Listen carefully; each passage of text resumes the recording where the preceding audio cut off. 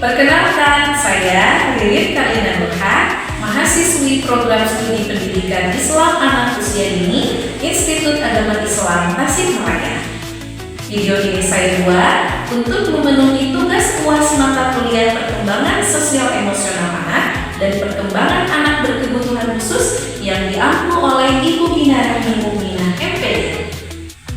Pada video ini, saya akan membahas pentingnya pendidikan anak usia dini yang sesuai dengan tahap perkembangan dan kebutuhan anak, khususnya pada jenjang TK dan TK usia 4 hingga 6 tahun, dengan mengangkat satu kasus nyata di lapangan.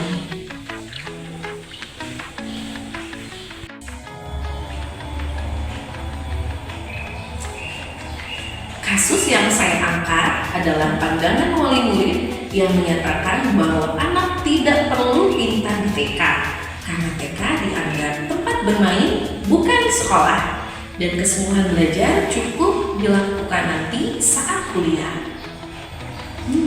Pandangan ini akan saya kaji menggunakan pendekatan psikologi perkembangan, pedagogik modern, pendidikan inklusif, serta perkembangan sosial emosional anak.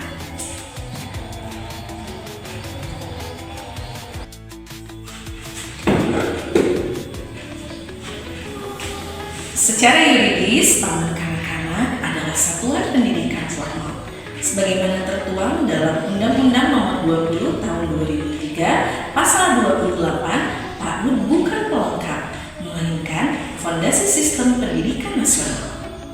Secara ilmiah, usia 0 sampai 6 tahun disebut sebagai masa keemasan, yaitu Golden Age. Menurut Montessori, the first 6 years of life are the most critical to the formation of intelligence and personality.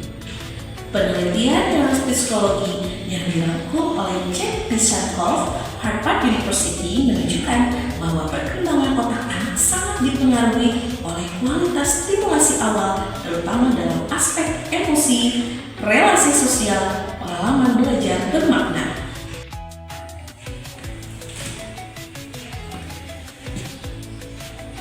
Selain itu, James J. Heckman, peraih Nobel Ekonomi, menegaskan bahwa investasi pendidikan paling efektif secara sosial dan ekonomi justru berada pada pendidikan anak usia dini, bukan pada pendidikan tinggi. Artinya, TK bukan tempat belajar ringan, melainkan fase paling menentukan dalam hidup manusia.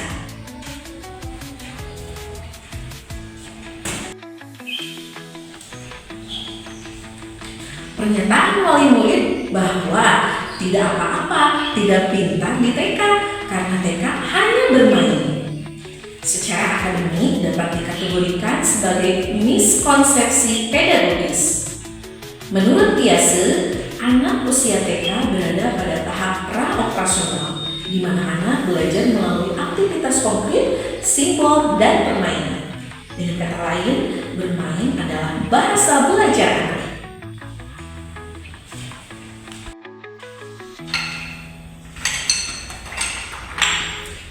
Lebih lanjut, Vygotsky melalui teori Zone of Proximal Development menjelaskan bahwa anak berkembang optimal ketika bermain dan berinteraksi sosial dengan pendampingan orang dewasa atau teman sebaya.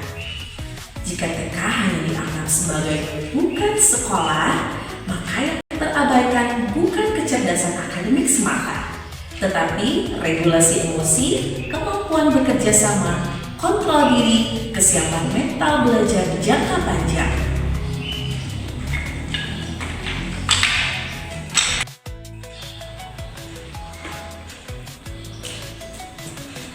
Dalam konteks anak berkebutuhan khusus, kesalahan persepsi ini dapat menyebabkan keterlambatan identifikasi dini, hilangnya intervensi awal, semakin besarnya kesenjangan perkembangan.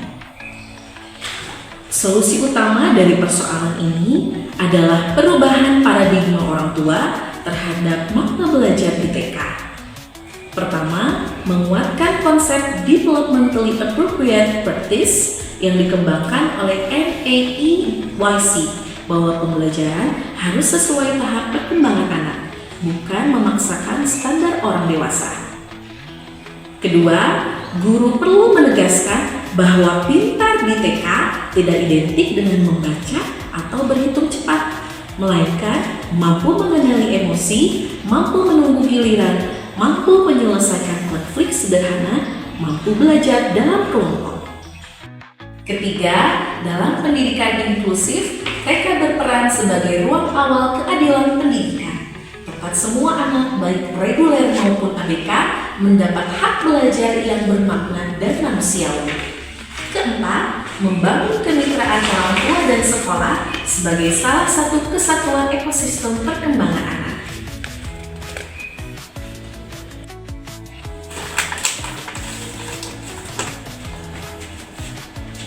Berdasarkan penelitian Daniel Goleman tentang kecerdasan emosional, keberhasilan hidup seseorang lebih banyak ditentukan oleh kecerdasan sosial emosional daripada kecerdasan akademik semata.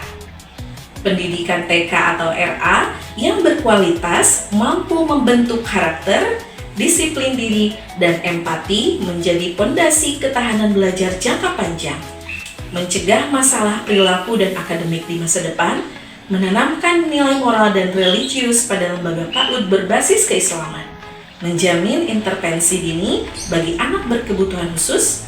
Dengan demikian, kuliah bukan titik awal keseluruhan belajar, melainkan hasil dari pondasi pendidikan yang dibangun sejak usia dini.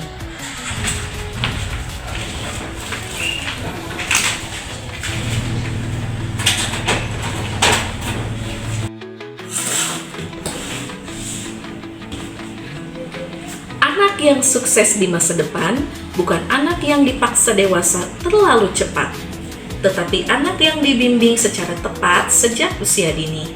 Karena sesungguhnya pendidikan anak usia dini bukan sekedar persiapan hidup, melainkan fondasi kehidupan itu sendiri. Terima kasih telah menyimak. Wassalamualaikum warahmatullahi wabarakatuh.